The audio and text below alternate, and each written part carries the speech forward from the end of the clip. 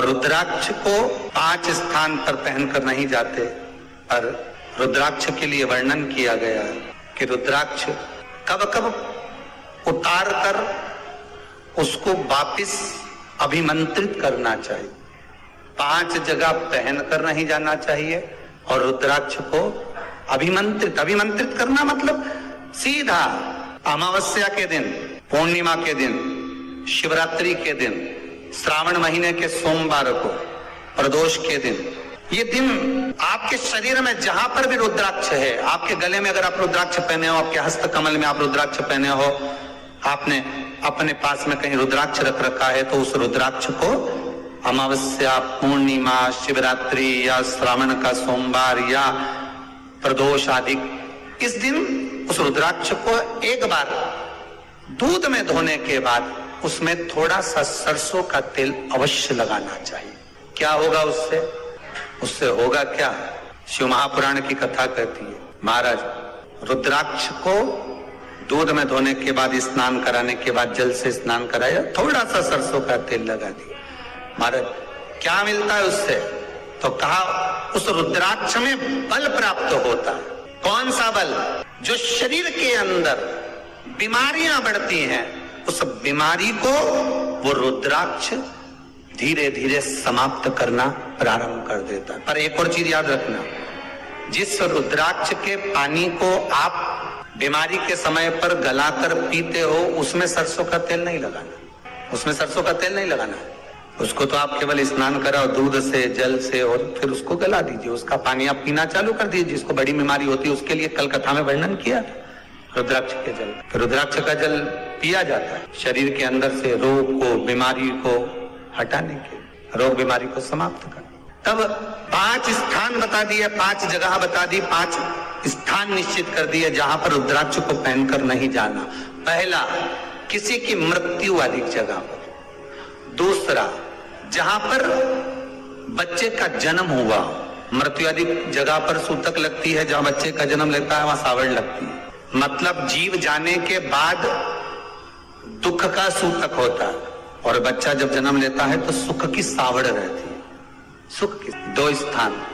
तृतीय स्थान, तीसरा स्थान दिया जहां पर वैश्यावृत्ति होती हो या महाराज मदिरा का पान होता हो, उस स्थान पर रुद्राक्ष को नहीं ले जाया जाता। चौथा स्थान रुद्राक्ष के लिए कहा गया, जिस स्थान पर आपको ज्ञात नहीं है और आपको लगता है कि ये स्थान अज्ञात है, यहाँ पर कई जगह पर कुछ जीवों की हत्या हुई है या किसी जीव को नष्ट किया गया है, उस स्थान पर रुद्राक्ष को नहीं ले जाना चाहिए। 5वां, महाराज आपके रुद्राक्ष का जहां अपमान हो रहा है, अपमान से समझ में आ रही है ना आपको बात? एक आय को ढोंग प्रपंच में पढ़ा है, कौन ने कहा इतने रुद्राक्ष धारण कर ले? कौन ने कहा है? क्यों ढोंग प्रपंच में पढ़ा है?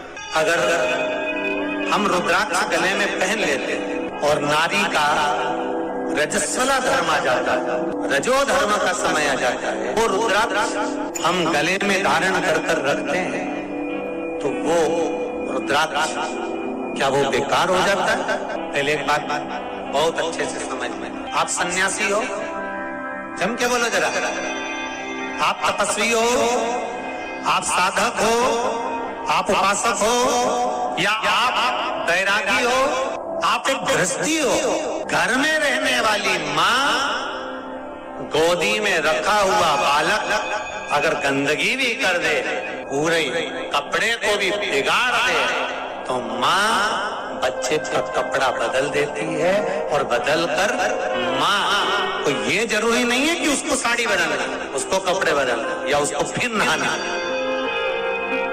बच्चा जब गोदी में होता है तो माँ की गोद में कितनी बार भी गंदगी कर दे, फिर माँ अपने कपड़े बार बार नहीं बदलती, उसी कपड़े से काम करती रहती है, उसी कपड़े से सेवा करती रहती है, उसी कपड़े से भगवान का पूजन भी करेगी तो भगवान स्वीकार करेगा। क्योंकि मातृत्व के लिए, माँ के लिए, नारी के लिए छोड़ दिया गया है कि तुम पर हाँ, आप अगर पूजन करने बैठ रही हो तो आपको ये 7 दिन पूजन नहीं करना। पर रुद्राक्ष अगर आप पहन रहे हो, रुद्राक्ष अगर आप धारण कर रहे हो और अपने जीवन की सार्थकता के लिए स्वीकार कर रहे हो, जैसे तुलसी की माला और रुद्राक्ष की माला गले में पड़ी रहती है, तो ये कंपनी का ट्रेडमार्क होता है कि तुम कौन सी ब्रांड के हो।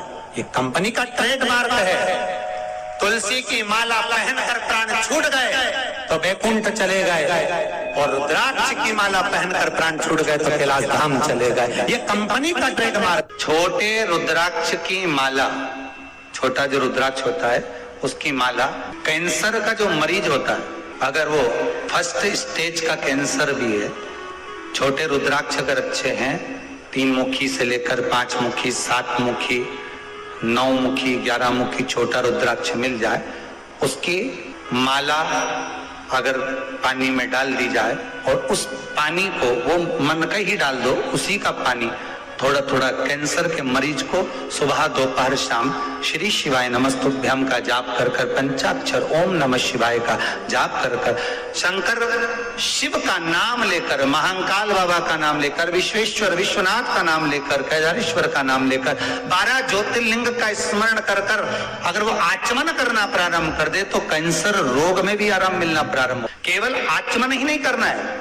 अगर स्त्री है तो अपने उल्टे हाथ पर भी उस मनके की माला को लपेट सकती है। पुरुष है अपने राइट हैंड में उस माला को, अगर कैंसर से पीड़ित व्यक्ति है, रोग से बहुत पीड़ित व्यक्ति, उसको बल मिलता है, उसको पावर मिलता है, उसको एक एनर्जी, उसको एक तेज मिलता है रोग से लड़ने का। कई लोग कहते हैं महाराज जी रुद्राक्ष को सिद्ध कैसे करना चाहिए, तो शिव महापुराण में एक ही उपाय लिखा है, 108 बेलपत्र पर शंकर का नाम लिखकर समर्पित कर दो, या लाल चंदन चढ़ाकर समर्पित कर दो रुद्राक्ष के ऊपर, या उस रुद्राक्ष को आप अभिषेक में समर्पित कर, या उस रुद्राक्ष को सरसों के तेल में रखकर उसको फिर समर्पित शिव जी को कर। रुद्राक्ष को निकाला, शंकर जी के ऊपर रखा, शिव जी के चरणों में रखा, अभिषेक किया, उसको धारण किया। सिद्ध कैसे करना है, तो शिव महापुराण की कथा में एक संवाद बड़ा सुंदर लिखा कि रुद्राक्ष अपने आप में सिद्ध है।